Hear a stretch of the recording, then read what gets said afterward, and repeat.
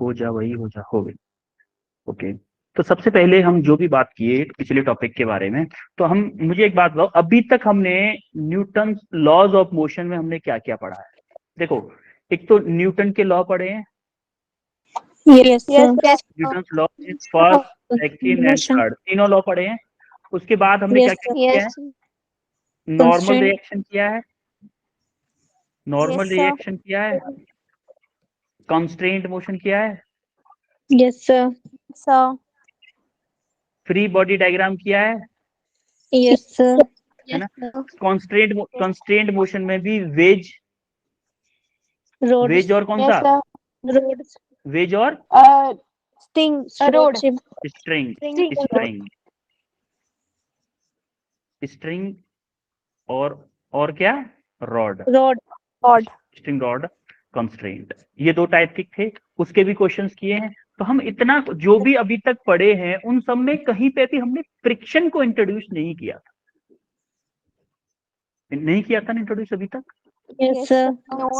तो एक्चुअली में क्या होता है, जैसे मान लो कि किसी एक सरफेस के ऊपर एक दूसरा सरफेस स्लाइड कर रहा है, तो होता क्या है, जब भी एक सरफेस के ऊपर एक और सरफेस स्लाइड करता है या रिलेटिव मोशन होती है, तो उन दोनों के कॉन्टेक्ट सरफेसेस के बीच में एक फोर्स लगता है जिसको हम फ्रिक्शन फोर्स बोलते हैं। आपको याद है मैंने एक जब कंस्ट्रेंट मोशन थी वहां पे एक एग्जांपल बताया था,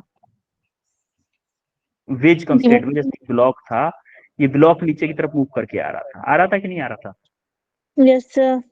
उस टाइम पे हमने इस सरफेस को फ्रिक्शनलेस माना था, let frictionless surface.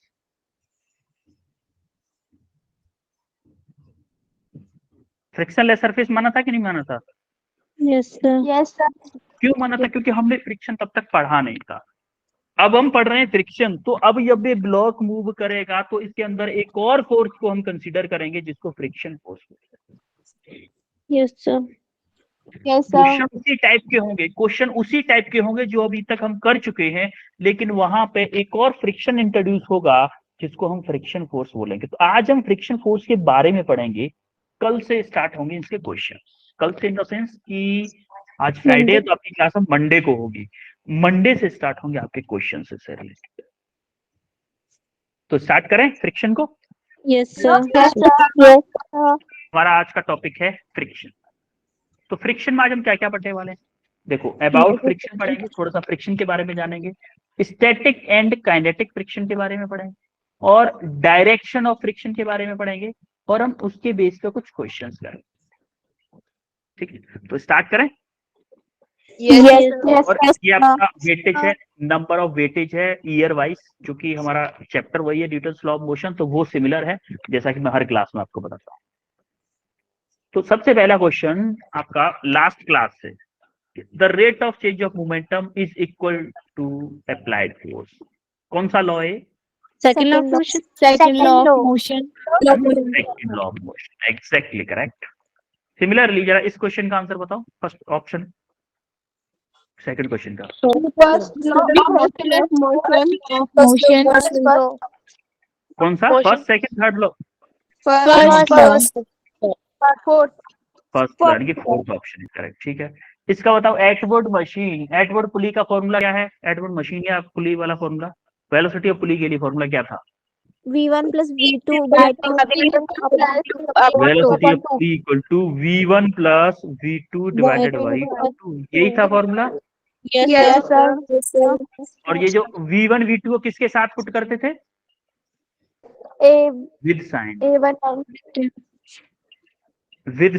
With sign put करते थे V1 V2 को। ठीक है, तो ये हमारा लास्ट क्लास से था। तो अब हम पढ़ते हैं फ्रिक्शन के बारे में। अच्छा एक बात बताओ, आप में से कितने लोगों ने फ्रिक्शन को कभी देखा है लाइव, प्रैक्टिकली देखा है? Sir. चलो, आपको एग्जाम्पल भी कुछ दिख रहे होंगे आगे, Yes, sir. एग्जाम्पल भी दिख रहे होंगे। हाँ, तो मैं कुछ बच्चों से पूछता हूँ, पलक बताएंगी कि आपने लाइफ में कहाँ पर फ्रिक्शन देखा है? Sir, while moving on the surface. While moving on the surface, ठीक है। ज्योति? सब वॉकिंग में। वॉकिंग में फ्रिक्शन होता है, बिल्कुल ठीक बात बोली आप। सर शिवोम? राइटिंग में। राइटिंग में, बिल्कुल राइटिंग में भी फ्रिक्शन। वीना?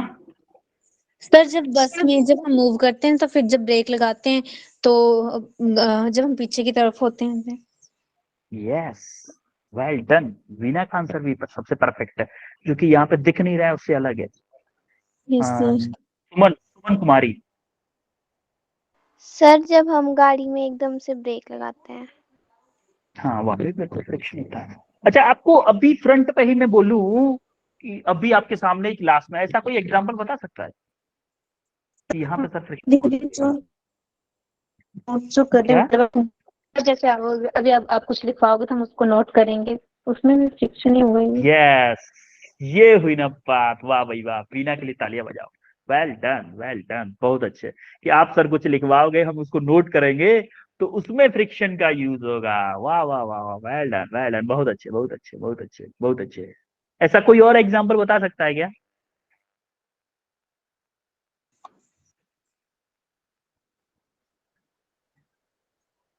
इरेज करेंगे उसमें भी होगा थोड़ा, अगर उसको इरेज करेंगे। रेज करेंगे। अच्छा, एक चीज, एक और एग्जांपल मैं बताता हूँ। जैसे आपके मोबाइल को कहीं रखो सामने, अपने मोबाइल को रखो और अपने हाथों को ऐसे लो, ऐसे रगड़ो जरा। Yes sir. क्या हाथ देखो, थोड़ा फास्ट रखो, फास्ट फास्ट रगड़ो। क्या आपके हाथ गर्म हो गए? यस दोनों सर। सरफेस गर्म हो गए? क्यों हो रहे हैं गर्म? क्यों हो रहे हैं? क्यों हो रहे हैं? सर फ्रिक्शन की वजह से। फ्रिक्शन फोर्स की वजह से, फ्रिक्शन फोर्स लग फोर्स की वजह से हीट जनरेट हो रही है। Yes sir. दोनों सरफेस कांटेक्ट। फ्रिक्शन फोर्स की सबसे पहली कंडीशन क्या है? Surface should be in contact. ऐसा नहीं होगा दो हाथ ऐसे लगे हुए हैं, दोनों ऐसे कर रहे हो, फ्रिक्शन फोर्स लग जाए। नहीं लगेगा भाई, नहीं लगेगा, कितना भी कुछ कोशिश कर लो नहीं लगेगा। लगेगा क्या? No sir. No sir. नहीं लग रहा है, नहीं लग रहा है। सबसे पहली condition, the surfaces should be in contact. Surface आपके कांटेक्ट में होनी चाहिए, तभी फ्रिक्शन फोर्स लग सकता है। और ये अपोजिट डायरेक्शन में लगते हैं रिलेटिव मोशन। या तो रिलेटिव मोशन हो रही हो, या रिलेटिव मोशन का ट्राई कर रहे हो। यस अभी हम सर। पढ़ेंगे स्टैटिक और काइनेटिक फ्रिक्शन पढ़ेंगे, तब थोड़ा सा और ज्यादा अच्छे से एक्सप्लेन करेंगे। या तो रिलेटिव मोशन हो रही हो, या रिलेटिव मोशन होने का ट्राई कर रही हो, उस जगह पे फ्रिक्शन फोर्स लगता है। अब ये जो एग्जांपल्स दिए हुए हैं, इनको थोड़ा सा समझने की कोशिश करें। जैसे इसको आप देख रहे हो, गिलहरी को। ये क्या है? गिलहरी, हिंदी में गिलहरी। नंबर 1 गिलहरी। देखोगे आप, ये ऊपर जब चढ़ रही है तो देखो हाथ को अपने को स्टैटिक कर देती है, और जब हाथ को ऊपर ले जाती है तो अपने पैर को स्टैटिक कर देती है। करती है कि नहीं? Yes sir. Yes sir, yes देखो, सर, क्या इसका वेट नीचे की तरफ लगेगा इंजी? Yes yes sir. सर, लगेगा कि यस नहीं? सर। इसका मतलब फिर भी ये ऊपर जा रही है। वेट इसका, वेट किधर लग रहा है? नीचे लग रहा है, लेकिन फिर भी ये ऊपर जा रही है। फिर भी ऊपर कैसे जा रही है भाई? Sir force of friction force की ऑफ वजह से। फ्रिक्शन की फ्रिक्शन तरफ फोर्स लग की वजह रही से। है। अच्छा, अगर मैं इस पोल को, जिस पोल पे ये चढ़ के जा रही है, इसको एकदम चिकना बना दूं, बहुत ज्यादा स्मूथ बना दूं, तो क्या ये चढ़ पाएगी ऊपर? No no sir. सर। नहीं चढ़ पाएगी, सर, क्योंकि उतना फ्रिक्शन फोर्स ही नहीं लगेगा। आगे पढ़ेंगे हम यस कि यस। फ्रिक्शन फोर्स किन किन चीजों पर डिपेंड करता है, ये भी पढ़ेंगे। जैसे एक बच्चे ने बोला था, सर अभी आप क्लास में कुछ कराओगे या लिखाओगे, उसको हम कॉपी पे नोट करेंगे, तब भी हमारा पेन की निब और आपकी कॉपी, जो जिस नोटबुक है उसके बीच में फोर्स लगेगा, उसको भी हम फ्रिक्शन फोर्स बोलेंगे। तो आपके जो पेन है उसके बीच में और जो पेपर है, दोनों के बीच में फ्रिक्शन फोर्स लगता है, जिसकी वजह से आप लिख पाते हो। सिमिलरली जो गाड़ी होती है, उस टायर के और रोड के बीच में भी रिलेटिव मोशन होता है, उनको दोनों के बीच में भी फ्रिक्शन होता है। सिमिलरली जब आप रबड़ से मिटाते हो, लिखा बचपन में जब गलत लिख देते तो उसको मिटाते थे, उल्टी रबड़ पेंसिल को करके, पेंसिल के ऊपर आने लगी थी ना इरेजर, तो इरेजर से मिटाते थे। तो वहां पे भी क्या होता है? Yes sir, friction force. Similarly जब आप कोई गड्ढा करते हो, जमीन में कोई गड्ढा करते हो ड्रिल मशीन से या ड्रिल से, तो वहां पे भी फ्रिक्शन फोर्स का यूज होता है। सिमिलरली आपने देखा होगा, आपने शायद 4th या 5th में पढ़ा होगा, एक कहानी थी कि पहले जब माचिस नहीं हुआ करते थे, तो पत्थर से पत्थर से। आग जलाते थे। Yes, sir. Yes, sir. तो पत्थर Yes, sir. दोनों जब दो स्टोन है, दोनों स्टोन्स को ऐसे करके घिसते थे तो आग जलाते थे। कैसे जल सकती है ऐसे? क्योंकि दोनों स्टोन्स के बीच में फ्रिक्शन फोर्स लगता था, उस फ्रिक्शन फोर्स की वजह से स्पार्क जनरेट होता। आ रही बात समझ में? Yes, Yes, sir. sir. Yes sir. तो कुछ एग्जांपल्स आपने बहुत ब्यूटीफुल एग्जांपल्स बताए, प्रैक्टिकल एग्जांपल्स, और कुछ एग्जांपल्स मैंने स्क्रीन पर दे दी।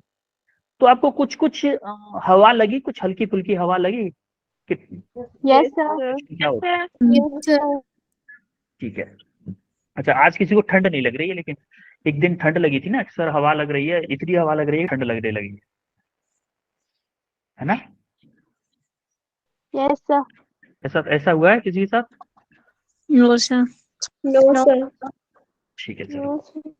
तो हमारा जो फ्रिक्शन होता है, फ्रिक्शन जो होता है ना, कितने टाइप का होता है? दो पॉइंट ऑफ व्यू से हम फ्रिक्शन को देखते हैं, दो तरीके से। एक होता है मैक्रोस्कोपिक, एक होता है माइक्रोस्कोपिक। मैक्रोस्कोपिक का मतलब होता है हम अपनी आंखों के लेवल पे देख रहे हैं। एक माइक्रोस्कोपिक का मतलब होता है बहुत छोटे लेवल पे देख रहे हैं। ये देखने के दो तरीके हैं बस फ्रिक्शन को, दो अलग अलग मेथड हैं।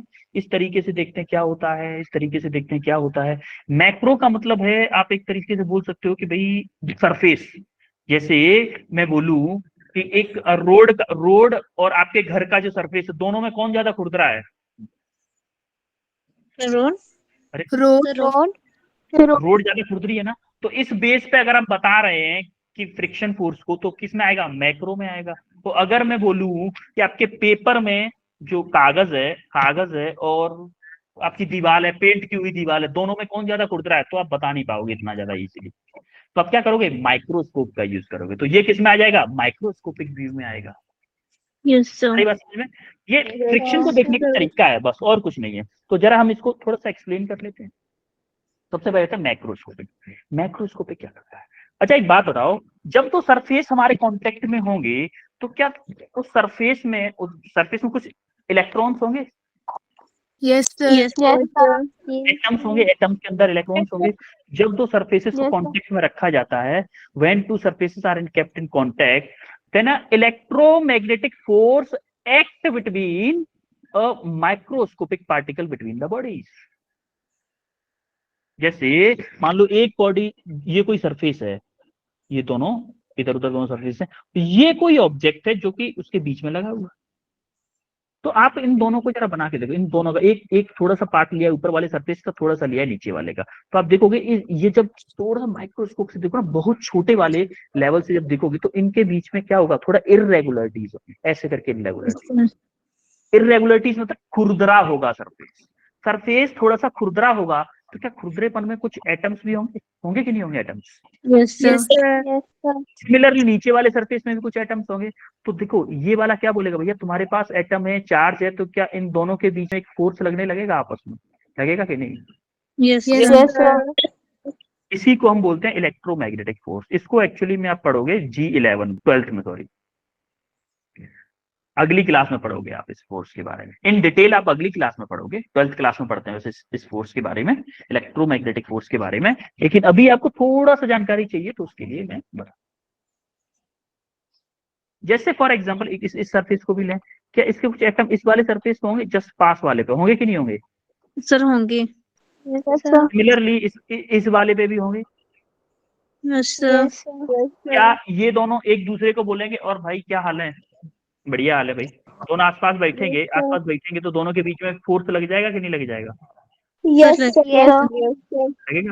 तो इस फोर्स को ही हम बोलते हैं इलेक्ट्रोमैग्नेटिक फोर्स। और इसी फोर्स के कारण क्या होता है? ये मना करता है भाई जुदा मत हो। ये एक दूसरे के बीच में दोस्ती हो, फ्रेंडशिप हो जाती है, तो ये नीचे की तरफ स्लाइड करने लगता है ना, तो इसके बीच में एक अपोजिट डायरेक्शन में फोर्स लगने लगता है, जो कि इसको इससे आगे नहीं जाने देता। तो अपोजिट डायरेक्शन में फोर्स लगता है। ये भी डायरेक्शन के बारे में बात करेंगे वैसे। तो एक फोर्स लगता है इस बॉन्ड के कारण, इस बॉन्ड को बोल सकते हैं, या फिर हम इसको कोल्ड वेल्डिंग भी बोलते हैं। स्टैटिक फ्रिक्शन में कोल्ड वेल्डिंग भी बोलेंगे अभी, लेकिन कोल्ड वेल्डिंग पे नहीं आते हैं अभी। आप इतना सुनो कि इन दोनों के बीच में जो इलेक्ट्रोमैग्नेटिक फोर्स लगता है, उस फोर्स की वजह से हमारा क्या आता है? Friction force. आई बात समझ में? Yes, sir. Yes, sir. Yes, sir. अब हम पढ़ते हैं माइक्रोस्कोपिक। माइक्रोस्कोपिक का मतलब क्या है? ये डिपेंड करता है इंटरलॉकिंग पे। किस पे? Interlocking between इररेगुलरिटीज of the surface. जैसे ये फॉर एग्जांपल मैं आपको बताऊं, जैसे फॉर एग्जांपल देखो, आप पहले इस वाले डायग्राम को देखो, जो जिसमें ये बंदा हाथ धक्का मार रहा है ना, धक्का मार रहा है, Yes, sir. Yes, sir. sir. इसमें जो धक्का मारा, तो अब इसको 1 मान लो, इस सरफेस को 2 मान लो। जरा 1 का सरफेस देखो, जरा खुरदरा है कि नहीं? ऊपर से नीचे, ऊपर नीचे, नीचे नीचे कुछ है। सिमिलरली Yes, नीचे वाला yes, सरफेस नीचे, yes, ऊपर sir. नीचे, ऊपर नीचे करके Both हैं। है कि नहीं? Yes, इनको हम sir. क्या बोलते हैं? ये जो सरफेस होते हैं, इस टाइप का जो सरफेस होता है, इसको हम क्या बोलते हैं? इररेगुलरिटीज बोलते हैं। क्या बोलते हैं? Irregularity. इररेगुलर बोलते हैं। इररेगुलर, जितना ज्यादा हमारी इररेगुलरिटीज होंगी, जितना ज्यादा इररेगुलरिटीज होंगी, क्या उतना ही Friction. ज्यादा ऊपर वाले सरफेस की, ये ऊपर वाले नीचे, ये जो वे अंदर फंस जाएंगे, फंसेंगे कि नहीं? उतनी ज्यादा Yes, sir. Yes, Yes, sir. sir. फंसेंगी। Yes, और जितना ज्यादा फंसेंगी, क्या उतना ही ज्यादा फ्रिक्शन फोर्स लगेगा? Yes, sir. yes, sir. एक बात बताओ मुझे, एक और एग्जांपल। जैसे मान लो ये 4 उंगलियां हैं नीचे वाले सरफेस की इररेगुलरिटीज है, मान लो ये 4 उंगलियां, और ये ऊपर वाले सरफेस की इररेगुलरिटीज हैं। ये जितना ज्यादा ऐसे एक दूसरे में फंस जाएंगी, जैसे ये फंस गई, अभी रेस्ट पे था ऑब्जेक्ट, फंस गई, तो मैं बोल रहा हूँ इस ऊपर वाले हाथ से बोल रहा हूँ, भाई तुम आगे चलो। क्या जब मैं आगे जाऊंगा तो नीचे वाला हाथ रोकेगा कि नहीं रोकेगा इसको? क्योंकि इसकी इररेगुलरिटीज फंसी हुई है। Yes, इस फंसे होने को ही हम क्या बोलते हैं? इंटरलॉकिंग बोलते हैं। क्या बोलते हैं? Interlocking. इंटरलॉक। देखो, क्या ये इंटरलॉकिंग हुई है? इंटरलॉकिंग हुई है कि नहीं हुई है? yes, sir. Yes, तो sir. देखो, जितनी ज्यादा इंटरलॉकिंग होगी, क्या उतना ही ज्यादा फ्रिक्शन फोर्स लगेगा? Yes, sir. Yes, sir. है ना? जितनी ज्यादा इंटरलॉकिंग होगी, उतना ही ज्यादा फ्रिक्शन फोर्स लगेगा आपका। तो इंटरलॉकिंग, अच्छा, अब आपसे मैं बोलूं कि जिस सरफेस की, जो सरफेस जितना ज्यादा खुरदरा होगा या रफ होगा, क्या उसमें उतनी ज्यादा इंटरलॉकिंग होगी? Yes, sir. Yes, Yes, sir. Yes, sir. और जितनी Yes, ज्यादा, sir. जितना ज्यादा इंटरलॉकिंग होगी, क्या उतना ही ज्यादा फ्रिक्शन फोर्स लगेगा? Yes, sir. Yes, Yes, Yes, sir. sir. Yes, sir. लगेगा ना? बोलो यस और no. Yes, Yes, sir. Yes, sir. Yes, अब मैं एक एक्सपेरिमेंट के लिए बोलता हूँ आपसे, आपको एक एक्सपेरिमेंट करना है, थोड़ा सा फील लेने के लिए। अभी इमेजिनरी फील ले लेते हैं, कल मॉर्निंग में आप प्रैक्टिकली फील लीजिएगा, ठीक है? इमेजिनरी फील लेते हैं। आपने लिया एक पत्थर का टुकड़ा, ईंट ले लो, ईंट ले लो, आधी ईंट ले लो, पूरी नहीं, आधी ले लो, आधी ईंट ले लो, उसको रस्सी से बांधना है। रस्सी से बांध ली, रस्सी से बांध के उस ईंट को आप अपने घर में लेके आओ। घर में लेके आओगे, घर में लाके एक जहाँ पे आपका लॉबी है या आंगन है, जो भी है, वहां पे आप ग्राउंड पे रख दो। और आपके घर में मान लो टाइल बिछा हुआ है या फिर पत्थर है, कुछ भी है, जो भी है, लेकिन उस सरफेस पे जैसे ही रखोगे आप, उस ईंट को रस्सी से खींचो। जिस रस्सी से आपने बांधा है ना ईंट को, उस रस्सी से खींचो। देखो, ईंट को थोड़ा आराम से रखना है, टाइल को तोड़ना नहीं है, क्योंकि अगर टाइल टूट गया तो क्या होगा? पीछे मार पड़ेगी। डांट पड़ेगी। डांट पड़ेगी, हो सकता है चपाट भी पड़ जाए मम्मा की। फिर आप Yes, बोलोगे कि sir. सर ऐसा एक्सपेरिमेंट मत बताया करो जिससे हमें डांट पड़े और चपाट पड़ जाए। ऐसा नहीं करना है, ठीक है? मेरी वजह से पिटाई किसी को नहीं खानी है, ठीक है? तो एक काम करना है, हमें सिर्फ एक्सपेरिमेंट करना, फील करना है वो एक्चुअली में। तो हम उसको, ईंट को जैसे हमने रखा ग्राउंड पे, तो हमने क्या किया, उसको थोड़ा सा खींचा, धीमे धीमे खींचो, उसको फील करो बस। आप देखोगे थोड़ा फोर्स लगाना पड़ रहा है मेरे को, मान लो कुछ एक्स अमाउंट ऑफ फोर्स लगाना, मान लो 10 न्यूटन फोर्स मुझे लगाना पड़ा। फॉर एग्जाम्पल मान लेते हो 10 न्यूटन फोर्स लगाना पड़ रहा है। कब? जब मैं घर में था, उस पत्थर, उस अपने घर के टाइल्स पे मैंने उसको, ईंट को रखा, तब जब खींच रहा हूं तो मुझे 10 न्यूटन का फोर्स लगाना पड़ रहा है। अब उसी ईंट को मैं घर के बाहर लेके गया, रोड पे रख दिया मैंने, बीच रोड पे रख दिया उस ईंट को। उस ईंट को जैसे ही बीच रोड पे रखा, अब मैं रस्सी से खींच रहा हूं। अब अगर आप रस्सी से खींचोगे तो आपको कितना क्या 10 न्यूटन फोर्स लगाना पड़ेगा या 10 से ज्यादा लगाना पड़ेगा? ज्यादा। 10 से ज्यादा। 10 से ज्यादा। एक सेकेंड, मैं एक पोल लॉन्च करता हूं, उसमें आप बताओगे जरा कितने लोग ज्यादा कह रहे हैं, कितने लोग कम कह रहे हैं, मुझे पता नहीं चल रहा। हाँ,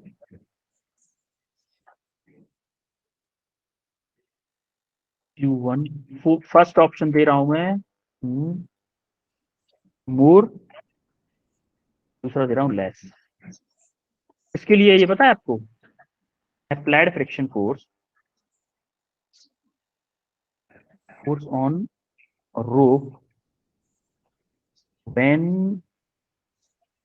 the block is placed on road।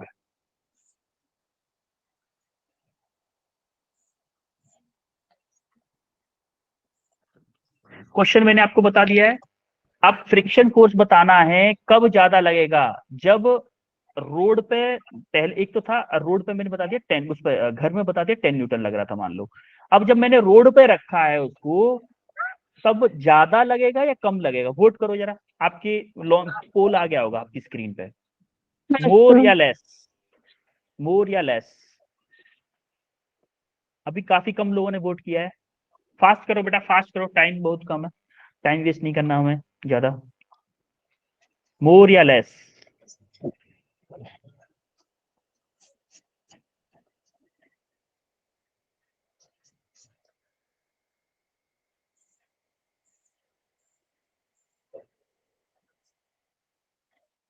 Do it fast. अभी काफी कम लोगों ने रेस्पॉन्स किया है, वोट किया है, काफी कम लोगों ने वोट किया है अभी।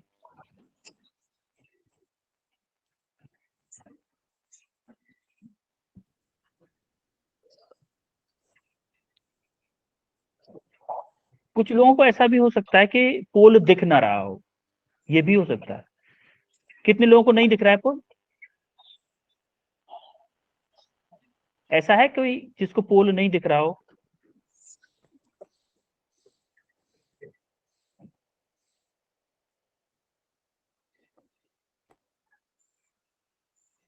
ठीक है, ओके।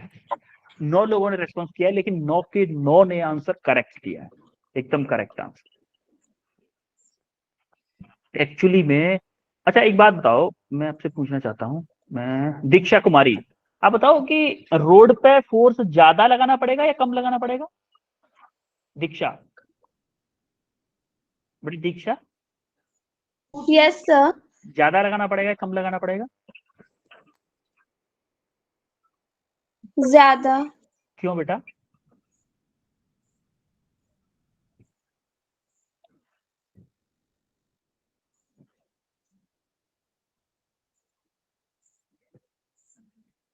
आरुषि, आरुषि आप बताओगे ज्यादा लगाना पड़ेगा या कम?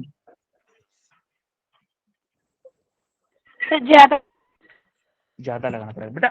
देखो ज्यादा क्यों लगाना पड़ेगा, क्योंकि जो सरफेस है, आप रोड का जो सरफेस है वो, उसमें इरेगुलरिटीज ज्यादा है, इरेगुलरिटीज ज्यादा है तो इंटरलॉकिंग ज्यादा होगी, इंटरलॉकिंग ज्यादा होगी तो आपको फोर्स ज्यादा लगाना पड़ेगा एज कंपेयर टू घर के। घर के अंदर जो पत्थर था या टाइल था उसके अंदर इरेगुलरिटीज कम थी। आ रही बात समझ में? Yes Yes, sir. sir. Yes sir. Sir. Okay, आगे बढ़े फिर। Yes sir. Yes. Okay, yes अब सर। हम आते हैं स्टैटिक एंड काइनेटिक फ्रिक्शन पे। अच्छा एक बात बताओ, मुझे दोनों में से देख के बताओ कौन से फ्रिक्शन में ज्यादा फोर्स होगा, स्टैटिक फ्रिक्शन की वैल्यू ज्यादा होगी या काइनेटिक फ्रिक्शन की? स्टैटिक ही। Static friction. एक मिनट, स्टैटिक वाले हैंड रेस करो जरा।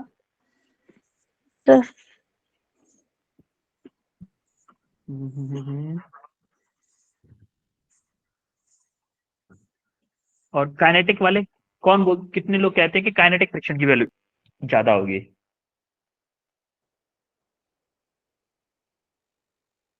एक बच्ची बोलते हैं। अच्छा आरुषि, अंशु, अंशिका, अंशिका सॉरी, अंशिका बेटा आप बताओ यार काइनेटिक फ्रिक्शन की वैल्यू क्यों ज्यादा लगती है आपको? अंशिका। सर इसमें मूव होगा ना हमारा। अच्छा मोशन होती है इसलिए आपको थोड़ा ज्यादा लग रहा है, ठीक है। हाँ, और रेस्ट वाले जो स्टैटिक फ्रिक्शन वाले कौन कौन कौन थे स्टैटिक फ्रिक्शन वाले? शिवम आप बताओ स्टैटिक फ्रिक्शन में क्यों ज्यादा लग रहा है आपको? ज्यादा है क्या है बेटा ज्यादा? सर, फोर्स ऑफ फ्रिक्शन ज्यादा होगी। ओके, फोर्स ऑफ फ्रिक्शन ज्यादा क्यों होगी, वही तो पूछना है, क्यों ज्यादा होगी?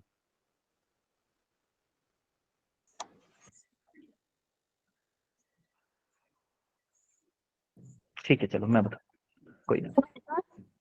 अब देखो जरा एनिमेशन को देखो थोड़ा सा, पहले एनिमेशन को देखो। इंटरलॉकिंग के बेस पर देखना जरा, किस में इंटरलॉकिंग ज्यादा हो रही है, काइनेटिक फ्रिक्शन में इंटरलॉकिंग ज्यादा हो रही है, स्टैटिक फ्रिक्शन में इंटरलॉकिंग ज्यादा हो रही है, जरा देखो। Static friction. देखो Static स्टैटिक friction। का मतलब होता है, पहली बात, स्टैटिक फ्रिक्शन का मतलब होता है जब ऑब्जेक्ट आपका रेस्ट में है, जब आपका ऑब्जेक्ट रेस्ट में है तब आपका स्टैटिक फ्रिक्शन लगता है। अच्छा एक बात बताओ, जब स्टैटिक ऑब्जेक्ट आपका रेस्ट में है, इसका मतलब ये मोबाइल मेरा रेस्ट में, क्या इसके ऊपर फ्रिक्शन फोर्स लग रहा है? No sir. तो बेटा क्यों क्यों क्यों नहीं लग रहा, क्यों नहीं लग रहा? सर ये मूव लग रहा है। देखो नहीं लग रहा बेटा, नहीं लग रहा, नहीं लग रहा। क्यों? क्योंकि ये रेस्ट में तो है लेकिन मूव करने का ट्राई नहीं कर रहा। रेस्ट में है लेकिन मोशन करने का ट्राई नहीं कर रहा है। जब तक ट्राई नहीं करेगा, या तो मोशन कर रहा हो या मोशन करने का ट्राई कर रहा हो। फ्रिक्शन फोर्स तभी लगता है, स्टार्टिंग में ही मैंने बताया था कि फ्रिक्शन फोर्स तभी लगता है या तो मोशन कर रहा हो ऑब्जेक्ट आपका, या फिर मोशन करने का ट्राई कर रहा हो, तभी फ्रिक्शन फोर्स लगेगा। जैसे देखो, अगर मैं इसके ऊपर एक फोर्स लगा दूं, छोटा सा फोर्स लगाया मैंने, अब मेरे दोनों हाथों के बीच में फ्रिक्शन फोर्स लग रहा है, हाथ और मोबाइल के बीच में फ्रिक्शन फोर्स लग रहा है। क्यों? क्योंकि ये मोबाइल अब मूव करने का ट्राई कर रहा है। देख रहे हो ट्राई कर रहा है कि नहीं कर रहा है? Yes sir. Yes move yes नहीं कर रहा। मूव अगर नहीं कर रहा वो अलग बात है कि नहीं कर रहा है, लेकिन क्या ये मूव करने का ट्राई कर रहा है? कोशिश तो कर ही रहा है ना। Yes sir. जो कोशिश कर रहा है, कोशिश कर रहा है इसका मतलब, कोशिश कर रहा है इसका मतलब इसके ऊपर फ्रिक्शन फोर्स लग रहा है। और जब तक ये रेस्ट में है तब तक इसके ऊपर स्टैटिक फ्रिक्शन फोर्स लगेगा। और जैसे ही मोशन में आ जाएगा हमारा फ्रिक्शन फोर्स, हाथ खड़े कर लेगा, भैया अब से ना हो पाएगा, फिर आपका कौन सा फोर्स लगेगा? Kinetic friction. क्लियर है? Yes sir. अब जरा स्क्रीन को आप देखोगे, स्क्रीन को आप देखोगे तो काइनेटिक फ्रिक्शन फोर्स में इंटरलॉकिंग कम हो रही है। देखो यहाँ जब इसको दौड़ा के ले जा रहा है ब्लॉक को, तो देखो ये कम कम कम कम थोड़ा थोड़ा सा इंटरलॉकिंग हो रही है और आगे की तरफ दौड़ता हुआ चला जा रहा है। और स्टैटिक फ्रिक्शन में देखो फुल इंटरलॉकिंग हो रही है कि नहीं हो रही है इंटरलॉकिंग ज्यादा? Yes sir. अगर इंटरलॉकिंग ज्यादा हो रही है तो क्या मेरा फ्रिक्शन फोर्स ज्यादा लगेगा? Yes sir. तो इंटरलॉकिंग कम हो रही है तो मेरा फ्रिक्शन फोर्स कम लगेगा। इसीलिए काइनेटिक फ्रिक्शन फोर्स की वैल्यू कम होती है, स्टैटिक फ्रिक्शन फोर्स की वैल्यू ज्यादा होती है। यस और नो? Yes sir. और काइनेटिक फ्रिक्शन कब लगता है? जब there is a relative motion between two surface. जब ओनली रिलेटिव मोशन होगी दो सरफेसेस के बीच में, तभी आपका काइनेटिक फ्रिक्शन लगेगा। अदरवाइज स्टैटिक फ्रिक्शन लगेगा अगर कोई ऑब्जेक्ट रेस्ट में है और मोशन करने का ट्राई कर रहा हो। ट्राई कर रहा हो, ऐसा नहीं कि आप रेस्ट में आराम से कुर्सी पे बैठे हुए हो और आपके ऊपर फ्रिक्शन फोर्स लग रहा हो, ऐसा नहीं होगा। जब तक आप मोशन करने के लिए ट्राई नहीं करोगे तब तक आपके ऊपर स्टैटिक फ्रिक्शन फोर्स नहीं लगेगा। क्लियर हुआ? Yes sir. ओके, अब हम आते हैं स्टैटिक फ्रिक्शन फोर्स की और थोड़ा सा और चीजें, डायरेक्शन के बारे में जाने। अब डायरेक्शन के बारे में देख लेते हैं। मान लो ये ब्लॉक था, क्या ये ब्लॉक का मास वेट वर्टिकली डाउनवर्ड लगेगा एनजी? लगेगा कि नहीं? Yes sir. ये वर्टिकली डाउनवर्ड लगेगा तो इसका एक एक रिएक्शन, ये एंगल क्या होगा, मैं कोई बताएगा? ये एंगल मान लो अगर थीटा है, ये एंगल क्या होगा? थीटा ही होगा बेटा, थीटा ही तो होगा, आपको कई बार बताया है। ये वाला कंपोनेंट क्या होगा? mg cos theta. cos theta. और एक कंपोनेंट इधर आएगा, क्या आएगा? mg sin theta. अगर ये ऑब्जेक्ट आपका रेस्ट पे है, ये ऑब्जेक्ट आपका रेस्ट पे है, लेकिन जो mg sin थीटा है, ये फोर्स क्या चाहता है? क्या ये चाहता है कि ये ऑब्जेक्ट नीचे की तरफ मूव कर जाए? Yes sir. Yes sir. चाहता है कि नहीं? इसका मतलब ये ब्लॉक जो है ना वो चाहता है मूव करना। अगर ब्लॉक चाहता है मूव करना तो क्या इसके ऊपर फ्रिक्शन फोर्स लगेगा? Yes sir. Yes sir. Friction force लगेगा। और ये चाहता है इसको मूव कराना, तो इसको रोकने वाला तो कोई होगा, कोई ना कोई तो रोकने वाला होगा, तभी ये मूव नहीं कर रहा है। भाई रोकने वाला कोई तो Yes, होगा, sir. तभी तो मूव नहीं कर रहा। तो इसको रोकने वाला कौन है? Friction force. तो फ्रिक्शन फोर्स किधर लग रहा है? अपोजिट टू अप्लाई फोर्स की डायरेक्शन में। ये mg cos थीटा चाह रहा है क्या करना? मोशन कराना।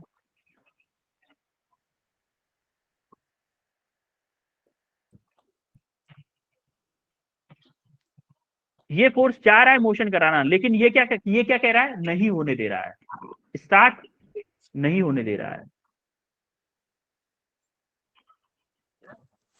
क्यों नहीं होने दे रहा है? मोशन। बोल सकता हूं कि नहीं? Yes, sir. मोशन नहीं होने दे रहा। Yes, sir. Yes, sir.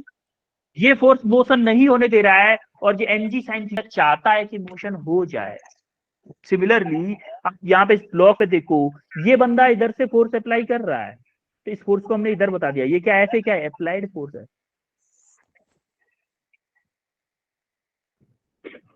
Applied force चाहता है कि ब्लॉक आगे की तरफ मूव हो जाए, इसीलिए मैं क्या बोल रहा हूँ, ये ब्लॉक टेंडेंसी टू मूव है। क्या है?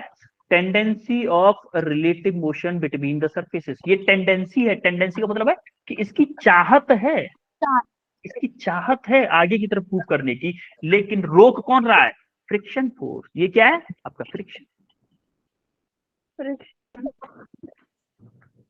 तो क्या मैं बोल सकता हूं कि स्टैटिक फ्रिक्शन फोर्स जो लगता है वो हमेशा अप्लाइड फोर्स की अपोजिट डायरेक्शन में लगता है? बोल सकता हूं कि नहीं? Yes, sir. या फिर मैं बोलूं कि अपोजिट डायरेक्शन में लगता है किसके? Tendency of relative motion. जिस डायरेक्शन में रिलेटिव मोशन की टेंडेंसी होती है, उसके जस्ट अपोजिट डायरेक्शन में फ्रिक्शन फोर्स लगता है, opposite to the tendency of relative motion. Yes और no? Yes, sir. Yes, sir. एक और बार देखते हैं, अब देखते हैं हम थोड़ा सा काइनेटिक फ्रिक्शन के बारे में। काइनेटिक फ्रिक्शन की डायरेक्शन देख लेते हैं भाई। अब देखो, काइनेटिक फ्रिक्शन की डायरेक्शन के लिए क्या करना होगा कि काइनेटिक फ्रिक्शन, जैसे मान लो उधर क्या था अभी? फ्रिक्शन फोर्स स्टैटिक में क्या था? टेंडेंसी ऑफ रिलेटिव मोशन का था। इधर क्या होगा? रिलेटिव मोशन दो सरफेसेस के बीच में जिधर हो रही होगी, उसके जस्ट अपोजिट डायरेक्शन में फ्रिक्शन फोर्स लगेगा। काइनेटिक फ्रिक्शन फोर्स उधर लगेगा जिस जिस डायरेक्शन में दो सरफेसेस के बीच में रिलेटिव मोशन होगी। The magnitude of kinetic friction is proportional to normal reaction force. Normal reaction force के डायरेक्टली प्रोपोर्शनल Yes, होता है। sir. तो उसकी डायरेक्शन क्या होती है? Opposite to the relative motion between the surfaces. दो सरफेसेस के बीच में रिलेटिव मोशन जो होता है उसके अपोजिट डायरेक्शन होती है। और फ्रिक्शन फोर्स का मैग्नीट्यूड क्या होता है? Directly proportional to normal reaction. Normal reaction याद है क्या होती थी? नॉर्मल रिएक्शन याद है? यस, जो ऊपर से रहती फोर्स।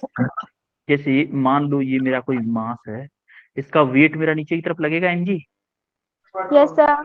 बोलो, इसने तो इसके ऊपर, इस सरफेस के ऊपर फोर्स लगा दिया mg। क्या ये ग्राउंड सरफेस भी इस ब्लॉक के ऊपर फोर्स लगाएगा?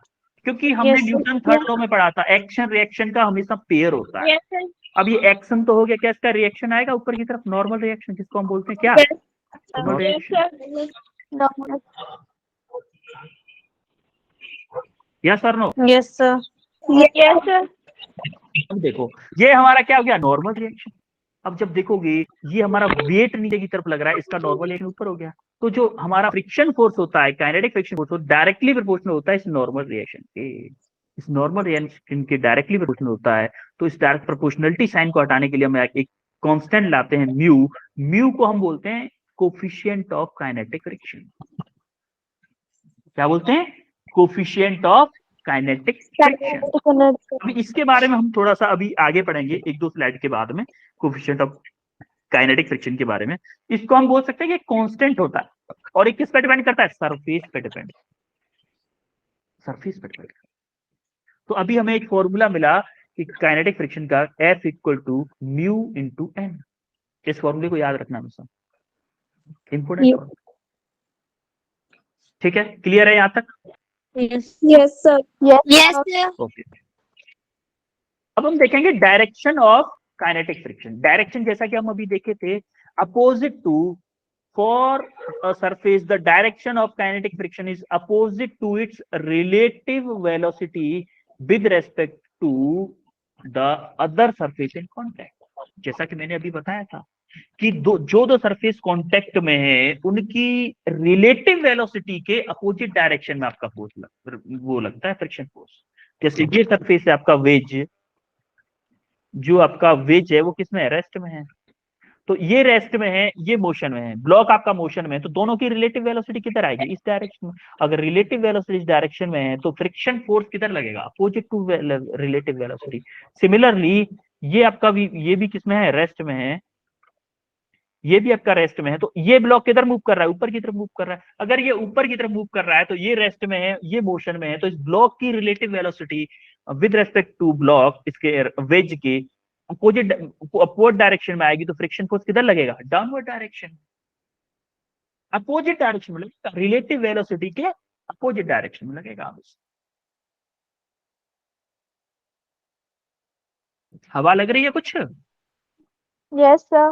Yes sir. काफी कम लोग बोल रहे हैं, लग रही है कि नहीं? Yes sir. Yes sir. Okay okay, तो आगे बढ़े फिर थोड़ा सा और। Yes sir.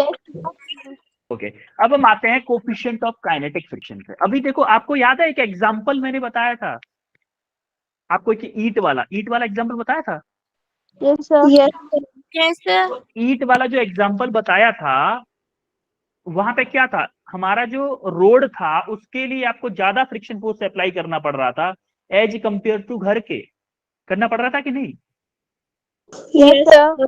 Yes sir. तो मुझे एक बात बताओ, क्या मेरा फ्रिक्शन फोर्स या फिर मैं बोलूं कोफिशिएंट ऑफ फ्रिक्शन किस पे डिपेंड करेगा, नेचर ऑफ सरफेस पे डिपेंड करेगा कि नहीं करेगा? Yes sir. Nature of surface material in contact पर डिपेंड करेगा। जैसे मैं बोलूं कि आपके घर के लिए कोफिशिएंट ऑफ फ्रिक्शन की वैल्यू ज्यादा होगी या रोड के लिए ज्यादा होगी? रोड के लिए। रोड के लिए, क्योंकि बेटा एफ आर क्या था, म्यू इंटू एन, एन आपका किसका होगा, एमजी के इक्वल होगा। ये तो आपका दोनों केस में सेम होगा, लेकिन ये जिसके लिए ज्यादा होगा, क्या फ्रिक्शन फोर्स उसके लिए ज्यादा होगा? Yes sir. होगा कि नहीं? तो फ्रिक्शन फोर्स जिसके लिए ज्यादा होगा, यानी कि रोड के लिए ज्यादा था, तो मैं बोल सकता हूं कि जो सरफेस जितना ज्यादा रफ होगा, जितना ज्यादा खुरदरा होगा, क्या कोफिशिएंट ऑफ काइनेटिक फ्रिक्शन उसके लिए उतना ही ज्यादा होगा? Yes sir. Yes sir.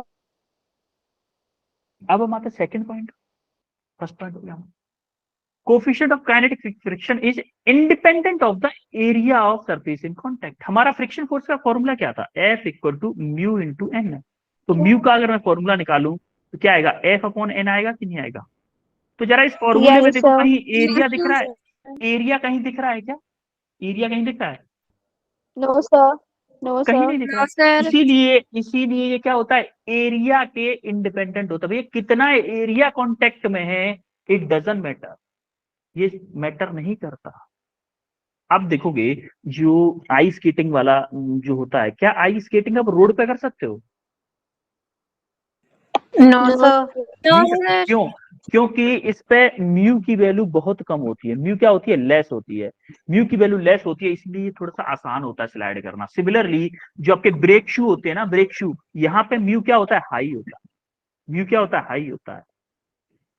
High क्यों होता है, हमें गाड़ी जल्दी से जल्दी रोकनी होती है, अचानक से ब्रेक लगाए गाड़ी रुक जाए। गाड़ी कब रुक सकती है, जब कोफिशिएंट ऑफ काइनेटिक फ्रिक्शन ज्यादा हो, और ज्यादा होगा तो ब्रेक जल्दी लगेगी, ब्रेक जल्दी लगेगी तो गाड़ी जल्दी रुकेगी। यस और no? Yes sir. Yes sir. तो हमारा म्यू की वैल्यू डिपेंड करती है जरूरत के हिसाब से। कभी हमें म्यू की वैल्यू ज्यादा चाहिए होती है, कभी हमें कम से कम चाहिए होती है। ब्रेक्स के केसेस में हम वैल्यू ज्यादा चाहिए होती है, तो आप कभी अगर कभी देखने का मौका मिले तो ब्रेक शू को देखिएगा।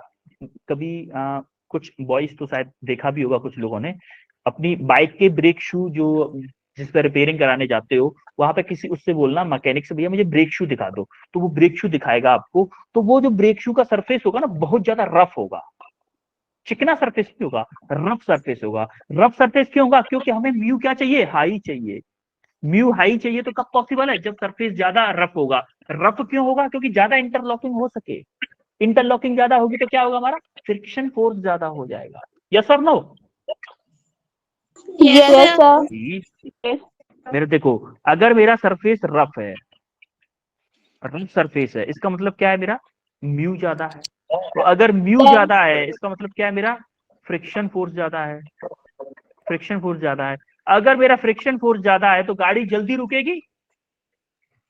Yes sir. Yes sir. Yes sir. गाड़ी जल्दी रुकेगी? जल्दी रुकिए। नो सर, देर से। यस और नो? अगर फ्रिक्शन यस फोर्स सर। ज्यादा हो जाएगा तो गाड़ी जल्दी रुकेगी भाई। और जो कि यस हमारी सर। रिक्वायरमेंट है भाई, वही तो रिक्वायरमेंट है हमारी, गाड़ी जल्दी से जल्दी रुक जाए। सिमिलरली थर्ड पॉइंट देखो, the coefficient of kinetic friction is independent of relative speed of the surface in contact. ये डिपेंड नहीं करता कि आपकी गाड़ी कितनी स्पीड से चल रही है, हमेशा फ्रिक्शन फोर्स सेम लगता है, चाहे आप 1 मीटर पर सेकंड की स्पीड से चलो, चाहे 50 मीटर पर सेकंड की स्पीड से चलो। रिलेटिव जो फ्रिक्शन फोर्स होता है वो डिपेंड नहीं करता कि आप कितनी स्पीड से चल रहे हैं। हमारी बात समझ में? Yes sir. सर। यहां तक किसी को कोई दिक्कत है बच्चों? किसी को भी कोई नो भी दिक्कत? No sir. Sir. No sir. अभी तक फील आया है सारी चीजों के? Yes yes sir. Sir. Okay. Yes sir. तो जरा अब आपके सामने एक क्वेश्चन है, इस क्वेश्चन को करो। करो इस क्वेश्चन को। Take your time.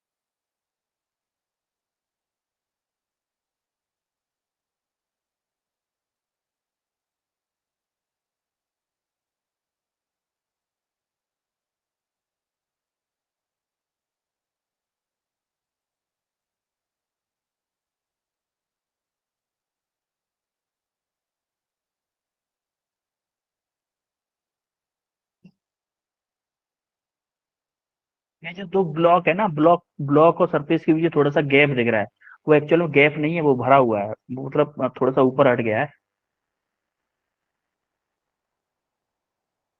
Printing mistake है, ये बोल सकते हो आप।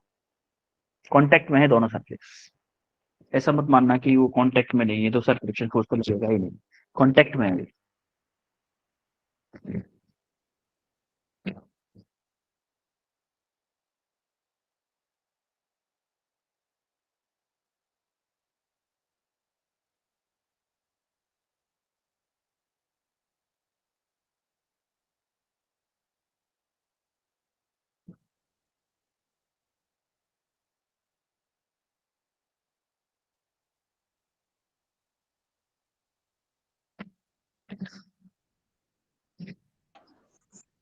सर बैकवर्ड और फॉरवर्ड जाएगी। हाँ, ब्लॉक पे किधर लगेगा? ब्लॉक पे 1 kg के ब्लॉक पे किधर फ्रिक्शन फोर्स लगेगा?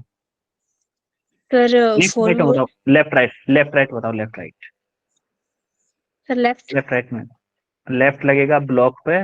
और जो नीचे वाला सरफेस है उसके ऊपर फ्रिक्शन फोर्स किधर लगेगा? राइट। राइट। ओके। और किसी का? वीना का आंसर आ चुका है। और किसी का आंसर आया क्या?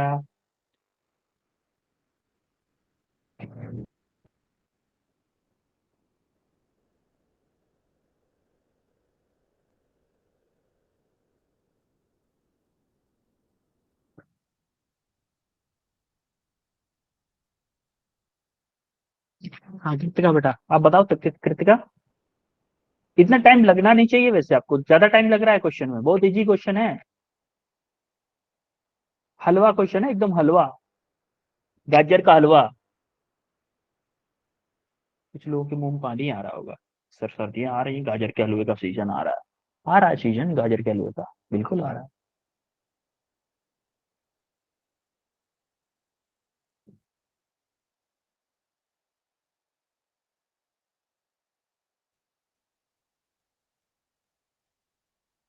एक बच्चे का आंसर आया है अभी, भाई क्या कर रहे हो आप लोग अभी?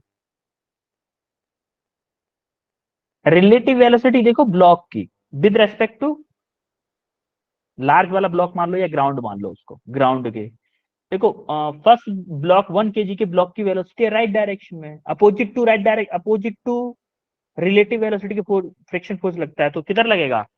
Left.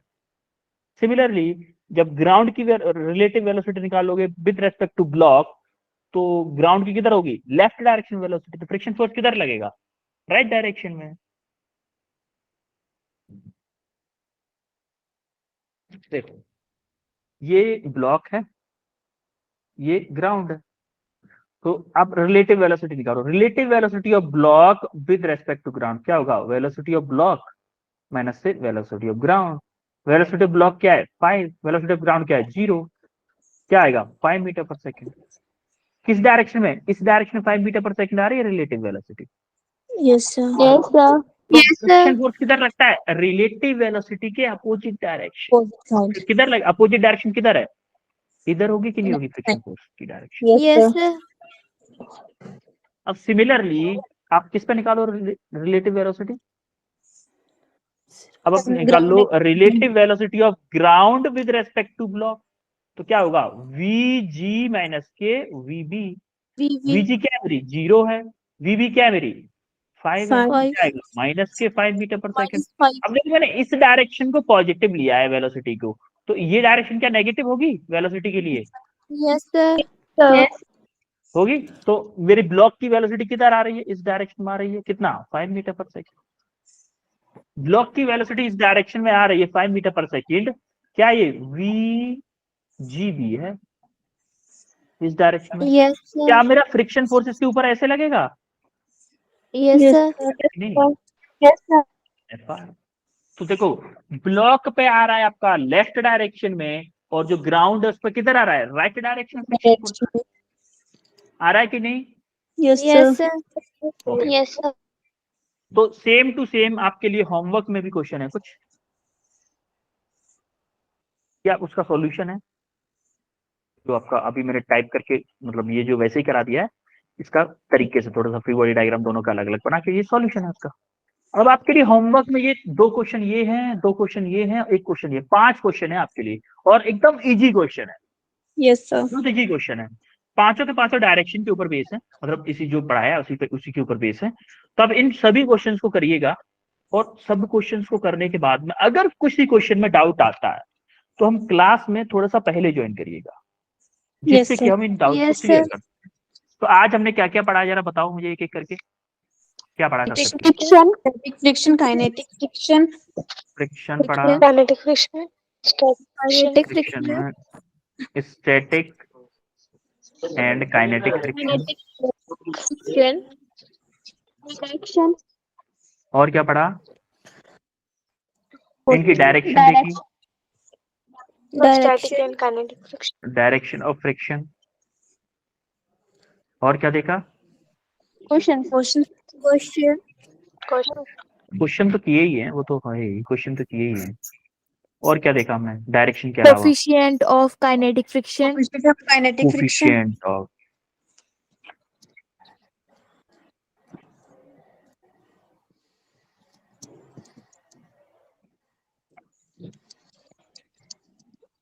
Coefficient of kinetic friction देखा, और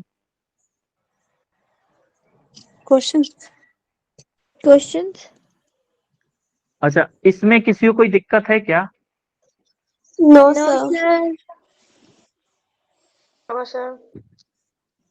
अब मुझे एक बार ये बता दो कि जो काइनेटिक फ्रिक्शन का फॉर्मूला था हमने क्या देखा था? काइनेटिक फ्रिक्शन का formula mu F R, mu into N, equal to u. Mu N देखा था बेटा, म्यू एन। यहाँ पे म्यू के बोल सकते हो इसको। ये क्या था, कोफिशिएंट ऑफ काइनेटिक फ्रिक्शन। ये क्या था, नॉर्मल रिएक्शन। तो डायरेक्शन ऑफ स्टैटिक फ्रिक्शन क्या थी, डायरेक्शन ऑफ स्टैटिक फ्रिक्शन क्या थी, direction of static friction, Opposite to direction of motion.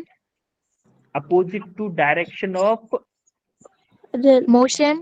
Tending, जिस अप्लाइड फोर्स बोल सकते हो, या फिर जिस डायरेक्शन में मोशन होने का ट्राई कर रहा हो, उसके अपोजिट डायरेक्शन फोर्स लगता है स्टैटिक फ्रिक्शन।